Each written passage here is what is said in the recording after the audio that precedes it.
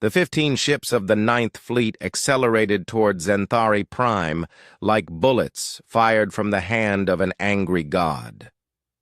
Captain Blake stood on the bridge of the Retribution, watching the Coalition capital world grow larger on the view screen, knowing that this moment would determine whether humanity survived or became a footnote in galactic history. "Captain, we are detecting over 200 Coalition ships rising from the planet's surface," reported Lieutenant Grant.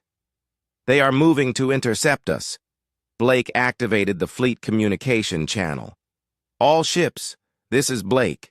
Today we are not just fighting for ourselves or for Earth.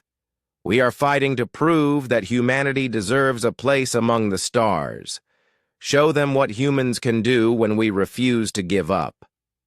The first wave of Coalition ships met the human fleet halfway between the planet and its primary moon.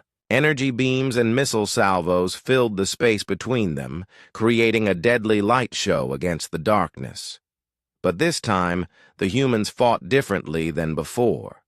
Commander Torres had spent hours studying the psychological profiles of Coalition leadership. She knew that they expected humans to use the same chaotic tactics that had worked in the previous battle. Instead, the human ships moved with perfect precision, each vessel covering the others, their attacks coordinated, with mathematical exactness. "They are confused," Torres reported from her station. "Coalition communications are full of contradictory orders. They prepared for human unpredictability, but we are giving them perfect order instead." Dr. Carter had been working with the sympathetic alien species throughout the approach to the planet. The Veltar had provided shield frequencies, the Merdocs had given weapon specifications, and the Lumway had shared tactical information about Coalition command structures. Now, it was time to use that knowledge. "Target the command ship first," Blake ordered. "Carter, are you ready with the electronic warfare package?" Carter nodded and activated the systems they had prepared.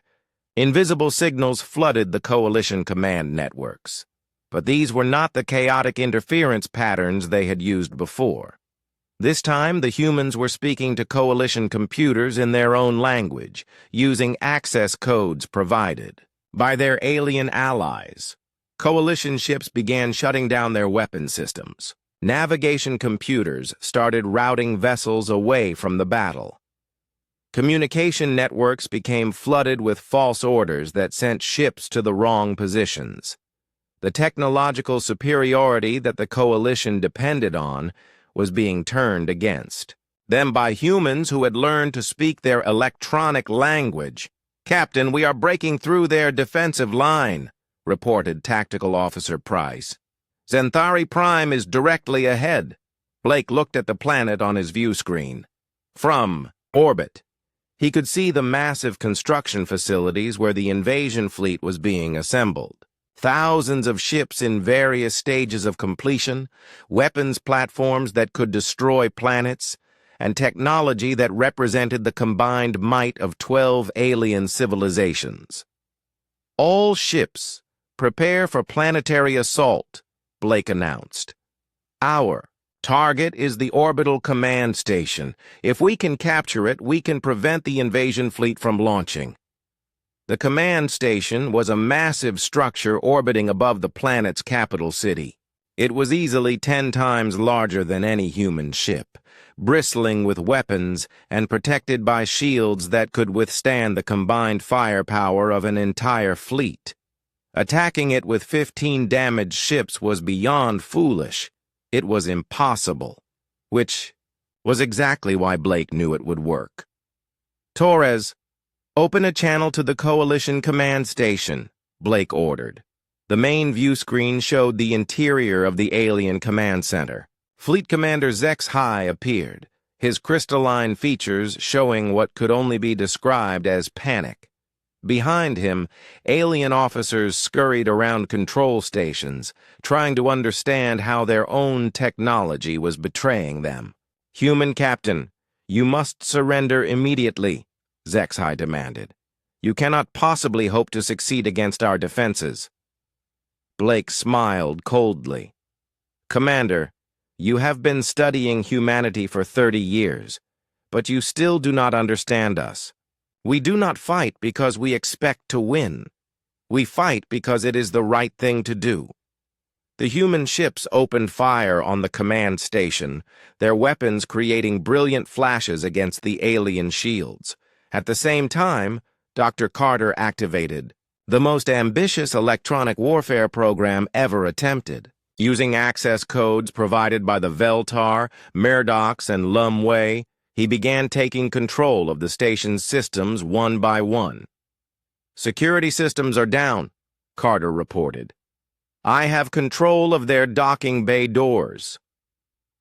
Commander Torres led the first boarding party through the opened docking bays. Her team fought with a ferocity that shocked even the battle-hardened coalition security forces. These were humans fighting for the survival of their entire species, and there was nothing in the galaxy more dangerous than a human with nothing left to lose. Throughout the station, similar scenes played out as human boarding parties penetrated deeper into the alien structure. Chief Engineer Pete Williams jury-rigged captured coalition weapons with human technology, creating hybrid systems that should not have worked, but somehow did. His improvisations allowed the humans to punch through defenses that had been designed to stop any known weapon. Captain, we have reached the main command center, Torres reported over the communication system. But HFY has activated some kind of self-destruct sequence. Blake left the bridge and joined the assault team in the command center. The vast chamber was filled with alien technology that hummed with barely contained energy. At the center, Fleet Commander HFY stood beside a control panel that pulsed with ominous red light. If I cannot have victory, then no one will, HFY announced. The self-destruct will destroy this station and your ships along with it. Blake walked slowly toward the coalition commander, his hands empty, but his eyes burning with determination. Commander, you still do not understand what makes humans different from other species. HFY's crystalline features shifted in confusion. What do you mean? You think we are here to win, Blake said quietly. But we are not here to win. We are here to make sure that you lose. At that moment, the sympathetic alien species revealed themselves. Veltar ships that had been disguised as part of the coalition fleet suddenly turned their weapons on their former allies. Murdoch vessels began broadcasting signals that disabled coalition communication networks. Lumway consciousness invaded coalition computer systems, turning their own technology against them. Crystal Singer of Truths appeared on the command center's main screen. Fleet Commander HFY, the Veltar people formally withdraw from the Hegemony Coalition. Humanity has proven that diversity and emotional response create strength, not weakness. Similar declarations came from the Murdochs and Lumway. Within minutes, half of the coalition fleet was either disabled or had switched sides. The carefully planned invasion of Earth collapsed as the alien alliance fell apart. This is impossible, HFY whispered, his hand hovering over the self-destruct control. Blake reached out and gently moved the coalition commander away from the panel. Commander, this is what you never understood about humans. We do not fight alone. We make friends. We find allies. We convince others that our cause is worth supporting. Torres deactivated the self-destruct sequence while Dr. Carter began accessing the station's databases. Within hours, they had downloaded complete intelligence about coalition military capabilities, invasion plans, and the locations of captured human crews throughout coalition space. Captain, I am detecting human life signs throughout the system. Carter reported. Survivors from all 8 previous missions. They are alive and being held in research facilities. Blake activated the fleet communication system and broadcast on all frequencies. This is Captain Ryan Blake of the Earth Defense Forces. To all human personnel in Coalition custody, your rescue is underway. To all Coalition forces, this is humanity's final ultimatum. Release our people, return our stolen territory, and recognize our right to exist as equals among the stars. Fleet Commander Zexhai, defeated but not broken, looked up at Blake with what might have been respect. How did you know that the other species would join you? Blake helped the alien commander to his feet. Because I studied your psychology the same way you studied ours. The Coalition was held together by fear, not loyalty. Once someone showed that the dominant species could be defeated, the others were ready to break free. 3 days later, Blake stood again at the window of an orbital station, but this time it was a Coalition facility that had been converted to a diplomatic meeting place. Representatives from dozens of species had gathered to negotiate new agreements for galactic peace and cooperation. The Veltar, Merdox, and Lumway had formally allied with humanity, creating a new organization dedicated to protecting the rights of all species to develop and expand according to their own nature. The remaining Coalition species had agreed to return captured human personnel and stolen territory in exchange for peaceful coexistence. Blake activated his communication system and sent a message toward Earth. Admiral Morrison, this is Captain Blake reporting. The 9th Fleet has completed its mission. The invasion threat has been eliminated, our people have been rescued, and humanity is no longer alone in the galaxy. The 15 surviving ships of the 9th Fleet limped through space toward Zenthari Prime, their hulls scarred but their crews determined. Captain Blake stood in the damaged bridge of the Retribution, watching the Coalition capital world grow larger on the view screen. What he saw there made his blood run cold. Captain, we are detecting massive energy signatures from the planet's surface, reported Lieutenant Grant. It looks like they are preparing some kind of superweapon. Blake studied the readings on his tactical display. The Coalition was not just planning to defeat the human fleet, they were preparing to trace the route back to Earth and launch an invasion. Everything suddenly made terrible sense. The 30 years of captured ships, the studied crews, the mapped hyperspace routes. The Coalition had been preparing for war against humanity from the very beginning. Dr. Carter, what are you seeing down there? Blake asked. Dr. Carter looked up from his science station, his face pale. Captain, the energy readings suggest a massive fleet assembly point. Based on the power signatures, I estimate at least 1,000 ships gathering on the far side of the planet. Commander Torres activated her communication panel and began scanning Coalition frequencies. What she heard made her heart race. Alien voices discussing invasion plans, supply routes, and something called the final solution to the human problem. Captain, you need to hear this, Torres said, putting the intercepted communications on the bridge speakers. The voice of Fleet Commander Zexhai came through clearly, speaking to someone identified as High Command. The human fleet has been more resilient than predicted, but they cannot stop what comes next. Phase 2 will begin as scheduled. The invasion of Earth will commence in 72 hours. Blake felt the weight of the galaxy settling on his shoulders. The 9th Fleet had come here to deliver an ultimatum and hopefully prevent a war. Instead, they had discovered that the war was already planned and about to begin. Earth had perhaps 3 days before the largest military force in galactic history arrived at humanity's doorstep. Sir, we are receiving a tight beam transmission from an unknown source, reported Communications Officer Jenny Walsh. The signal is heavily encrypted but using human protocols. Blake frowned. There should not be any humans in Coalition space except for the Ninth Fleet. Put it through.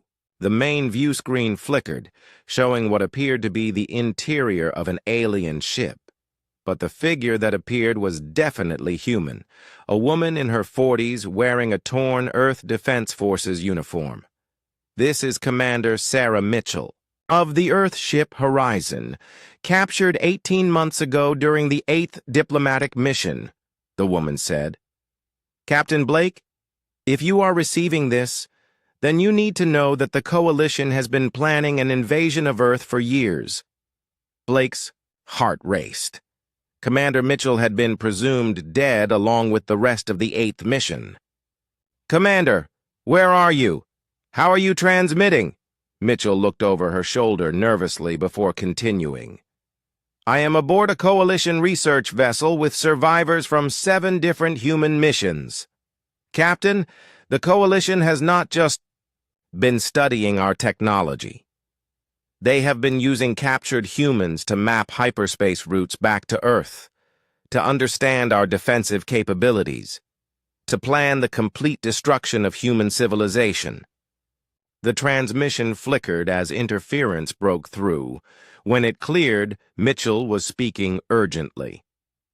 But, Captain, not all the Coalition species agree with this plan.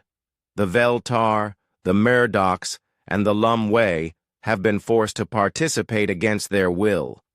They want to help humanity, but they are afraid of the dominant species in the Coalition. Blake exchanged glances with Torres and Carter. This was information that could change everything. If some Coalition species were sympathetic to humanity, it might be possible to split their alliance apart. Commander, can you provide coordinates for your location? Blake asked. Negative, Captain, but I can tell you that there are 3 species willing to defect from the Coalition if they believe humanity has a chance of survival. The Veltar communicate through crystalline resonance, the Murdochs through electrical fields, and the Lumway through quantum entanglement. The transmission began breaking up again. Mitchell's final words came through in fragments. Captain, the invasion fleet will launch in 60 hours. Earth Defense Forces are not prepared for what is coming. You are humanity's only hope. The screen went dark. Blake stood in silence for a moment, processing everything he had just learned. The Coalition was about to launch an invasion that would destroy human civilization. Earth had no idea what was coming, and the Ninth Fleet, reduced to 15 damaged ships, was the only force standing between humanity and extinction. Dr. Carter, is it possible to contact these friendly alien species? Blake asked. Carter studied his instruments carefully. Captain, I am detecting some unusual energy signatures from several Coalition ships. If Commander Mitchell is correct, we might be able to identify which vessels belong to the sympathetic species. Torres activated her communication systems and began experimenting with different frequencies. The Veltar use crystalline resonance for communication. If I modulate our signals correctly, I might be able to make contact. For the next hour, the science team worked frantically to establish communication with the potential alien allies.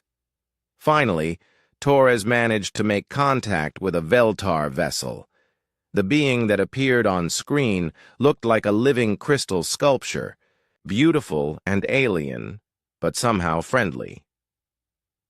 I am Crystal Singer of Truths, the alien said, its voice creating harmonious musical tones.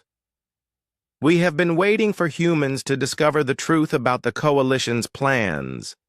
Blake stepped forward. Crystal Singer of Truths, I am Captain Blake. We have learned about the planned invasion of Earth. Can you help us prevent it? The crystalline being's form shifted, creating new patterns of light and color. Captain Blake, the Veltar people have no desire to see humanity destroyed. We believe that diversity makes the galaxy stronger, not weaker. But the dominant coalition species fear human unpredictability and have convinced others that you must be eliminated. Torres established contact with a Murdoch vessel at the same time. The aquatic being that appeared on a secondary screen communicated through electrical pulses that the ship's computers translated into words. The Murdochs also oppose this genocide, the translation read. We have studied human history and see that your species values freedom above all else. This is something we understand and respect. Within minutes, Dr. Carter had made contact with the Lum Wei, energy beings that existed as pure thought. Their communication came directly into the minds of the human crew, feeling like whispered thoughts that were not their own. The Lum Wei have watched humanity for many years, the mental voice said. We see great potential in your species. The coalition leadership fears this potential and seeks to destroy it before it can fully develop. Blake felt hope beginning to grow in his chest. Can your species help us stop the invasion? Crystal Singer of Truths responded first. Captain, we can provide you with intelligence about coalition fleet movements, shield frequencies, and weapon capabilities. But we cannot openly rebel without proof that humanity has a chance of survival. The Murdoch translation appeared on screen. We can disable some coalition ships from within, but only if you can demonstrate that human forces are capable of victory against impossible odds. The Lum Wei mental voice was more direct. Captain Blake, your species has shown remarkable adaptability in the battle we observed, but the invasion fleet contains technology that is thousands of years more advanced than anything humans have encountered. You need more than courage and creativity to survive what is coming. Blake looked around his damaged bridge at his exhausted crew. 15 ships against 1,000, human technology against alien science that was millennia more advanced. Earth, defense forces unaware and unprepared for the largest invasion in galactic history. What would you need to see to convince your people to openly join humanity? Blake asked. Crystal Singer of Truths created a complex pattern of lights before responding. The coalition leadership believes humans are inferior because you rely on emotion rather than pure logic.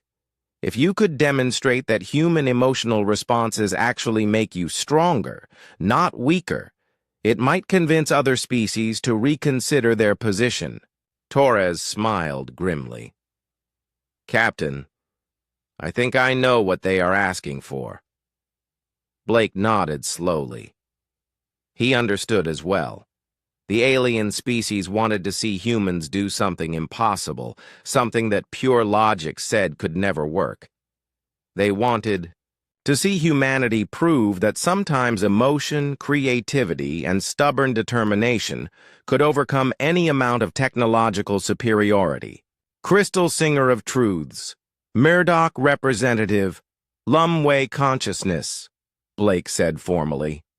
Humanity accepts your challenge. We will demonstrate that emotional response is not a weakness, but our greatest strength. Blake turned to his crew. All ships, prepare for assault on Zenthari Prime. We are going to do something that no military computer would ever recommend. We are going to attack the coalition capital with 15 ships against impossible odds. Lieutenant Grant looked up from her station. Captain, that is suicide. Blake smiled. Lieutenant, sometimes suicide missions are the only ones worth attempting. The Ninth Fleet dropped out of hyperspace at the edge of the Zenthari system with all the grace of a thunderclap. 50 human ships materialized in normal space, their weapons powered down but ready, their crews prepared for whatever waited ahead. Captain Blake stood on the bridge of the Retribution, watching the tactical display as it slowly filled with contact signatures. Sensor sweep complete, Captain, reported Lieutenant Grant. We have 327 coalition ships in system. Repeat, 327 enemy contacts. Blake felt his stomach drop. Even in his worst nightmares, he had not imagined facing odds this bad. 300 coalition ships against 50 human vessels. Each enemy ship was larger and more advanced than anything in the human fleet. The mathematics of the situation were simple and terrifying. "They are moving to surround us," called out Tactical Officer Danny Price from his station. "Formation suggests they want to capture us, not destroy us immediately." Commander Torres studied the enemy formation on her display. "Captain, this confirms everything we suspected. They want to take us alive, study us, learn from us. That gives us an advantage." Blake activated the fleet communication channel. "All ships, this is Blake. We are outnumbered 6-1, but remember that we are not here to win a traditional battle. We are here to deliver a message and show the coalition that humanity will not be pushed around anymore." The lead coalition.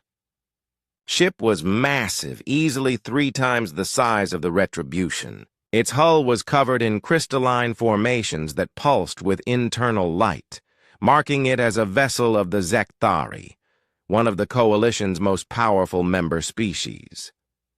A communication request appeared on Blake's screen. "Put them through," Blake ordered. The main view screen flickered to life, showing the bridge of the Coalition flagship. The creature that appeared was unlike anything most of the human crew had ever seen. Fleet Commander HFY stood nearly 10 feet tall, his crystalline body refracting light into rainbow patterns. When he spoke, his voice sounded like wind chimes. "In a hurricane! Human vessels, you will power down your weapons and prepare to be boarded," HFY announced. "Your ships and crews will be taken to processing facilities for study and evaluation. Resistance will result in the destruction of your home world." Blake stepped forward so the Coalition commander could see him clearly.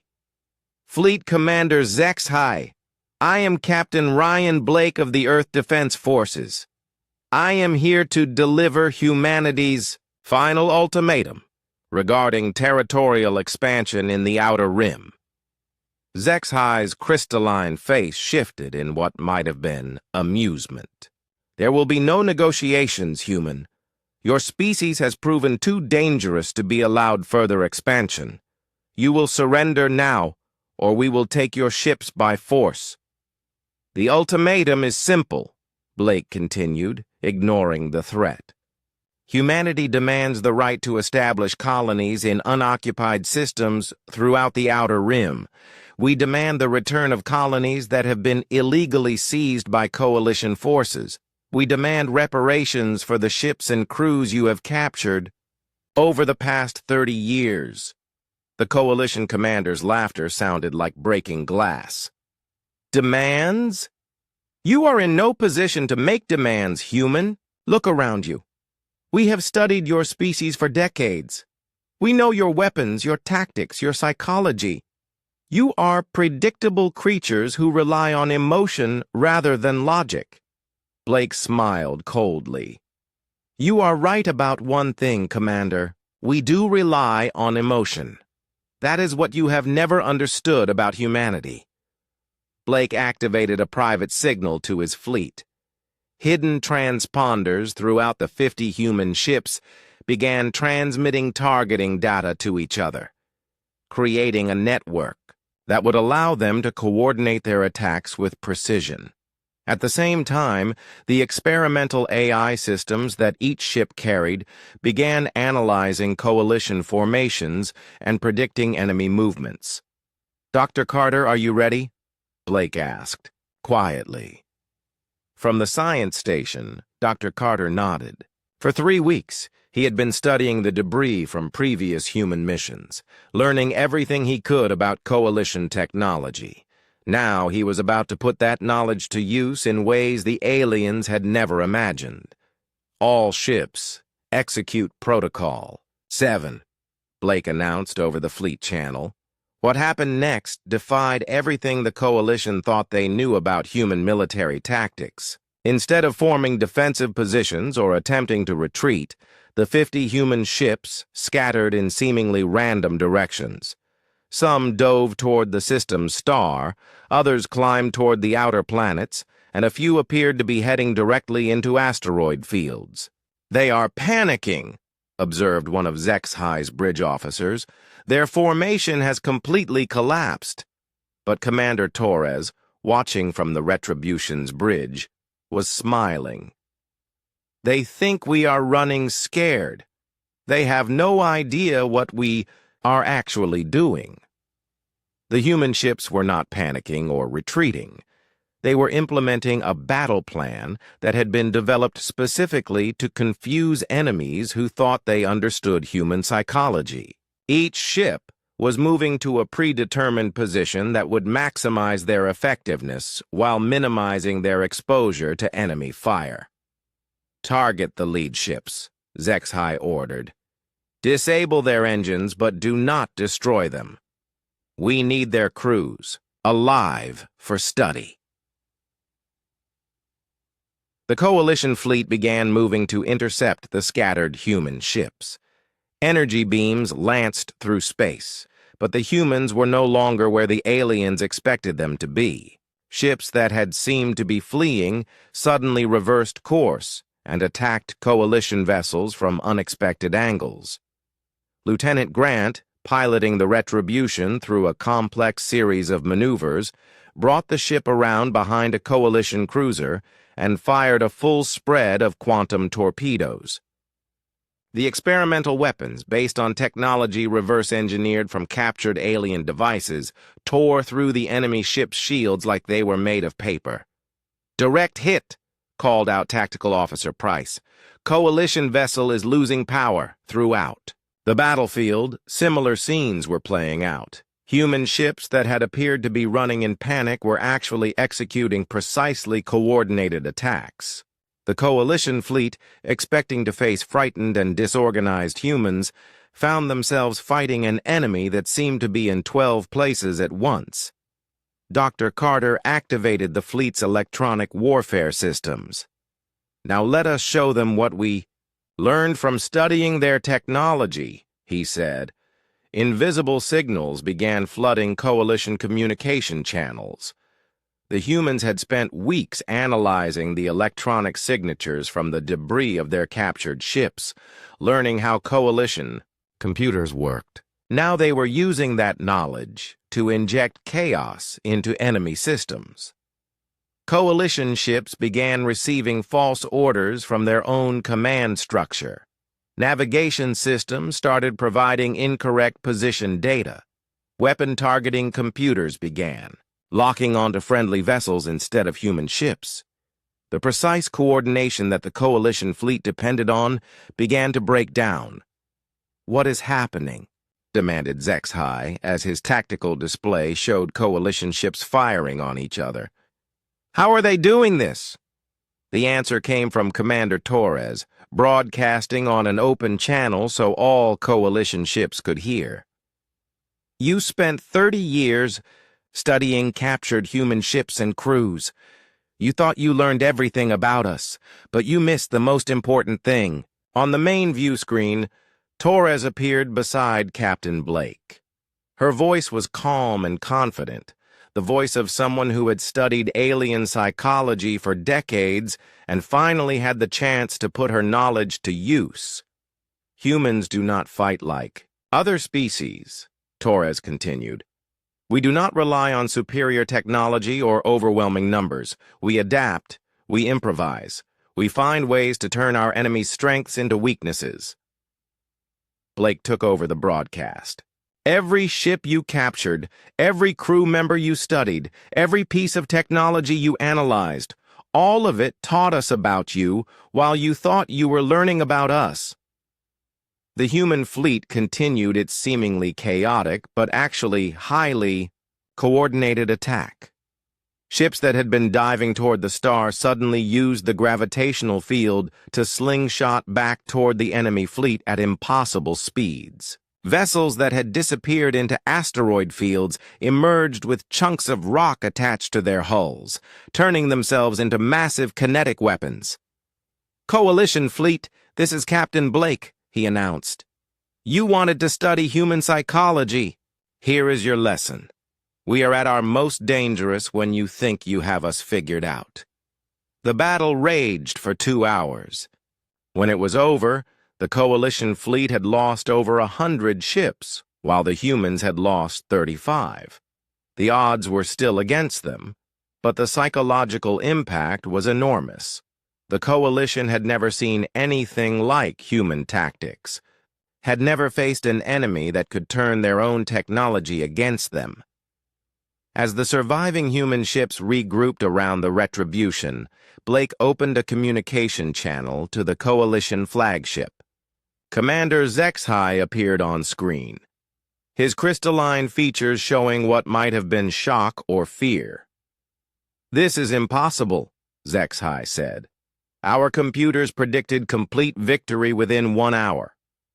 Blake smiled grimly. "Your computers do not understand humans, Commander, and apparently neither do you. Now, are you ready to hear our ultimatum, or do we need to continue this demonstration?"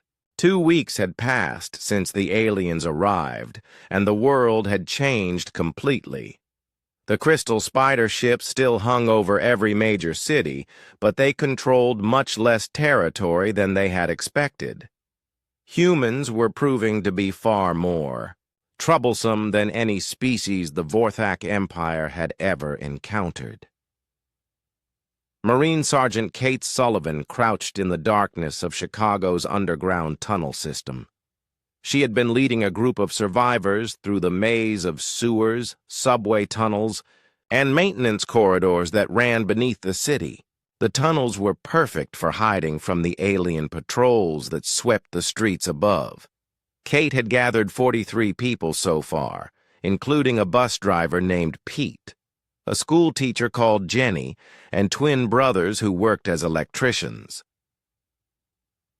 The aliens had learned quickly that humans were unpredictable. Where other species used standard military tactics, humans seemed to make up new ways to fight every day. Kate's group had started small, just trying to stay hidden and find food. But as more people joined them, they began to strike back at the alien collection teams. Alex Chen sat in the basement of a destroyed electronics store, surrounded by computer parts and radio equipment. Before the invasion, he had run a small tech company that made smartphone apps. Now he was building communication networks for the human resistance. The aliens had destroyed most of the internet and phone systems, but Alex was using old ham radios, mesh networks, and even trained pigeons to help people stay in contact. The pigeons had been Jenny's idea. She had been teaching elementary school when the aliens came, and she remembered that people used to send messages with birds during wars. Alex thought it was crazy at first, but the pigeons actually worked better than expected. The aliens could jam radio signals, but they had not figured out how to stop birds from flying. Kate's group made their first real attack on an alien facility 3 days after they started working together. The aliens had set up a processing center in what used to be a shopping mall. Hundreds of controlled humans were being prepared for transport to the alien ships. Kate and her team used the storm drains to get close to the building, then attacked, with weapons they had found in a police station. The fight did not go well at first. The alien guards were tall, insect-like creatures with 4 arms and thick armor. Their weapons shot beams of energy that could cut through metal. But Kate noticed something important during the battle.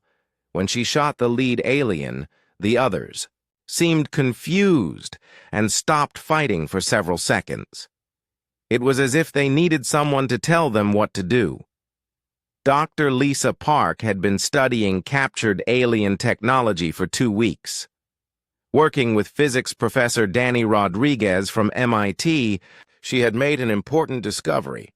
The alien devices used quantum entanglement to communicate instantly across long distances. But this same technology had a weakness. If you could generate the right kind of electromagnetic pulse, you could disrupt their communications and make their weapons stop working. Danny had been trapped in Boston when the aliens arrived. His university was now under alien control, but he had escaped with some of his graduate students to a hidden laboratory in an old subway station.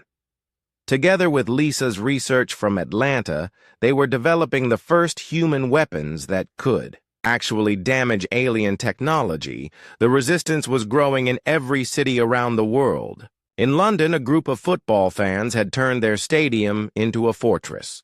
In Tokyo, office workers were using their knowledge of the city's complex building layouts to run circles around alien patrols. In Moscow, factory workers were building crude but effective weapons from industrial equipment.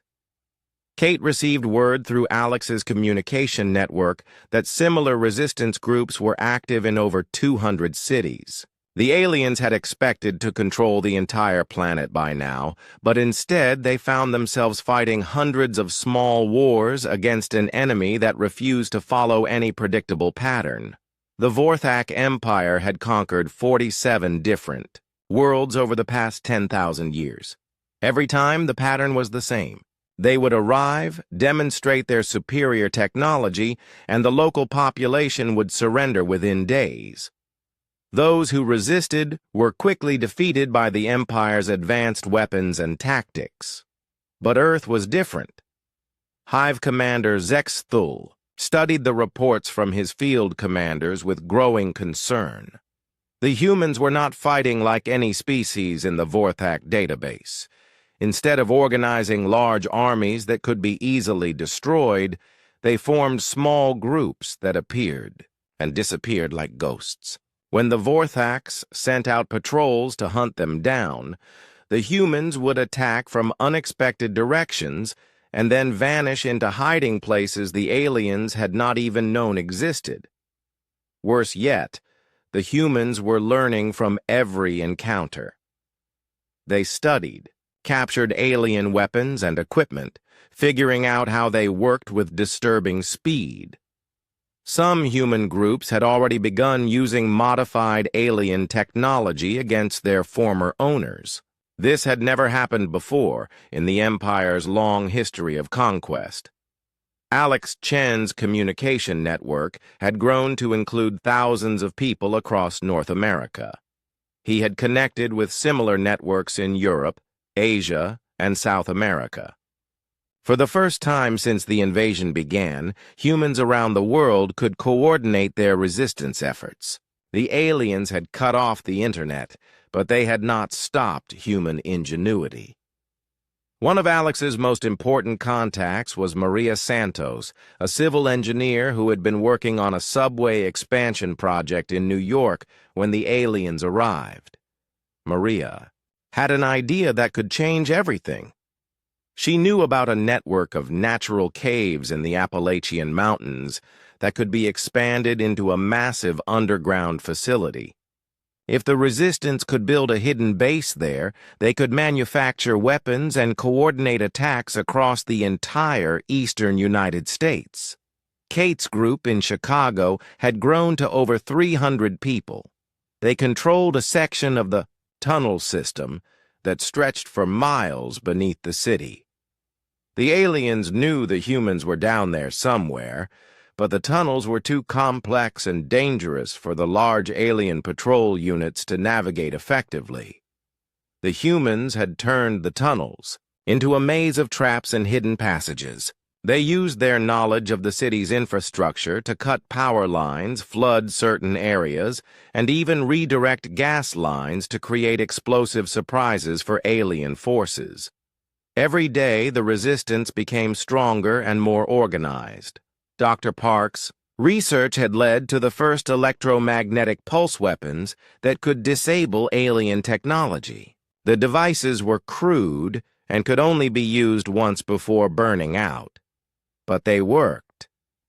When Kate's group tested one of the pulse generators against an alien patrol, 3 of the creature's weapons stopped working completely, and their communication devices went silent.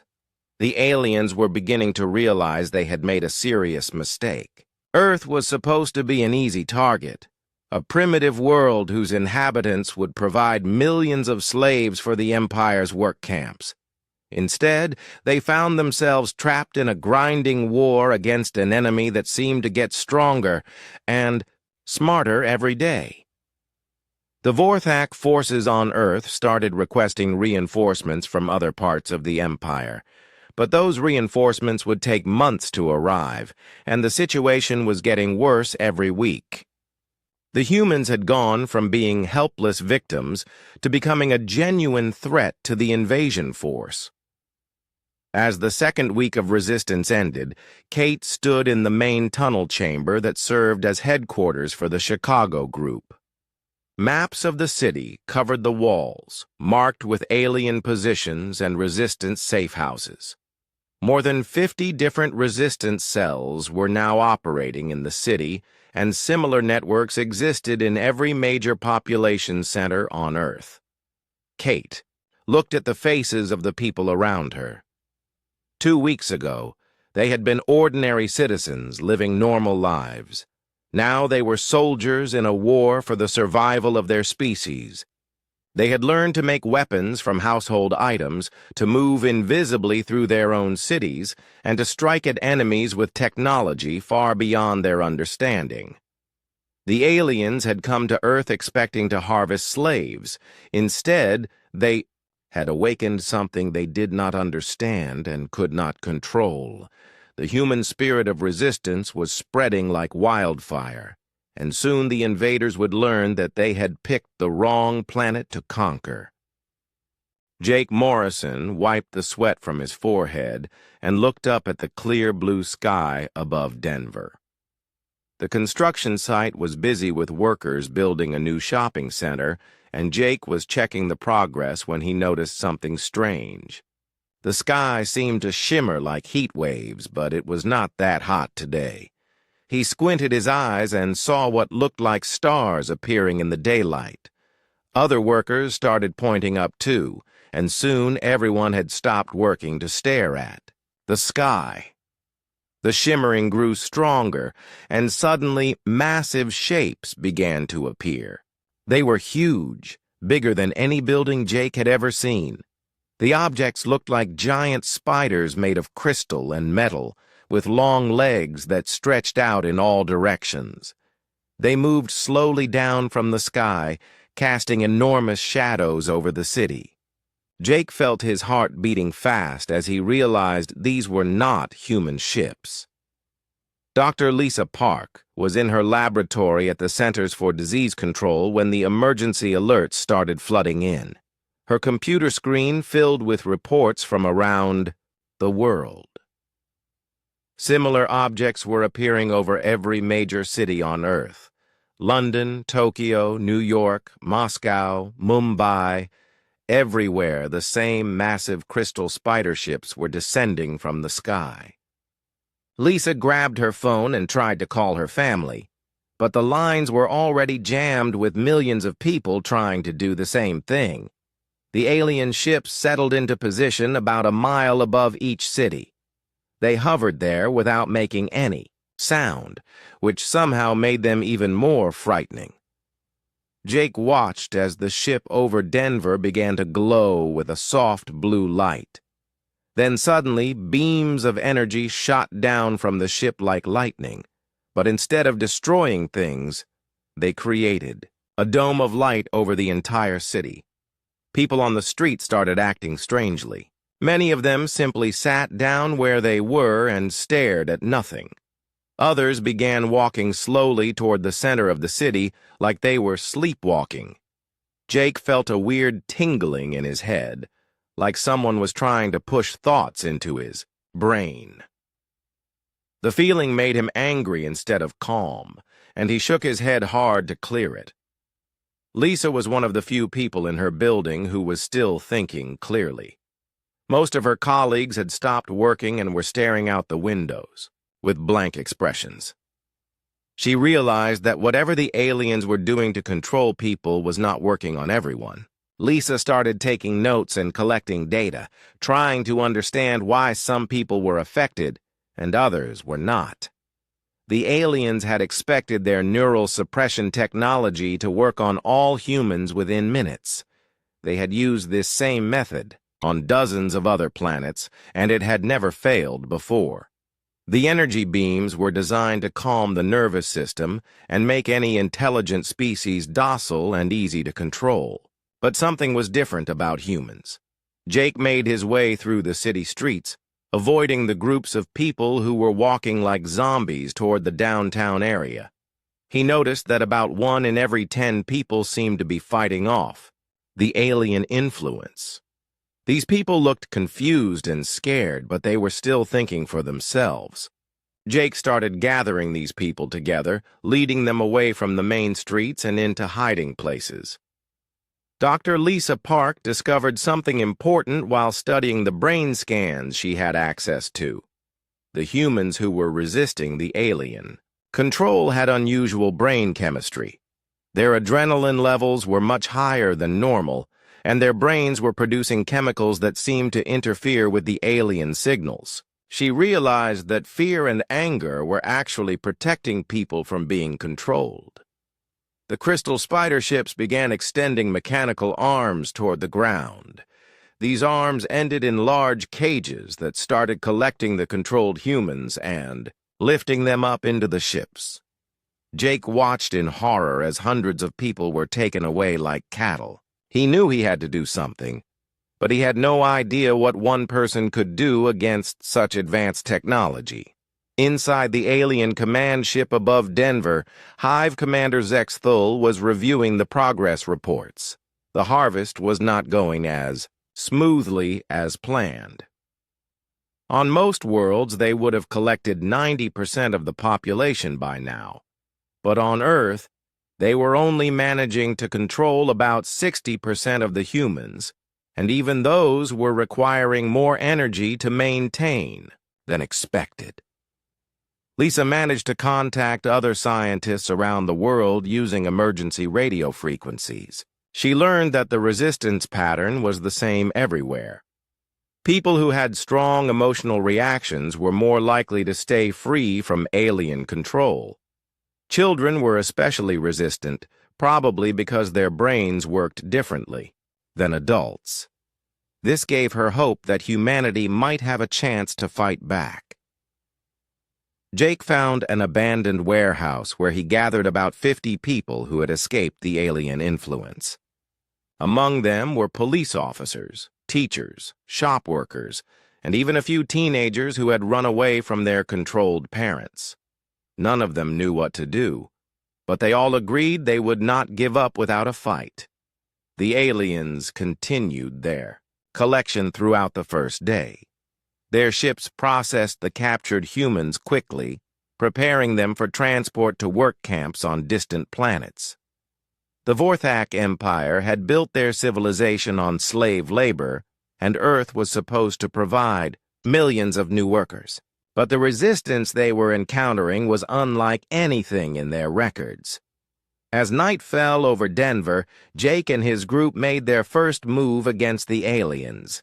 They had found some construction explosives at the work site, and they used them to destroy one of the mechanical collection arms. The explosion lit up the night sky and sent pieces of alien technology crashing to the ground. For a moment, everyone in the city who was still free felt a surge of hope.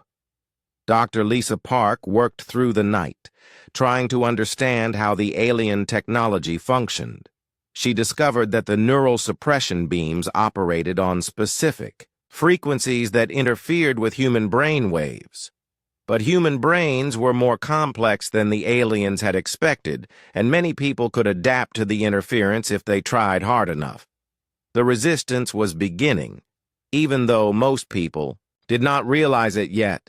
In cities around the world, small groups of free humans were starting to fight back. They had no weapons that could damage the alien ships, but they had something the aliens had never encountered before: the human refusal to accept defeat. Jake looked up at the crystal spider ship hanging over his city and made a promise to himself. The aliens had come to Earth expecting to find easy victims, but they were about to learn that humans were different from every other species they had conquered. The war for Earth had begun, and humanity would not go quietly into slavery.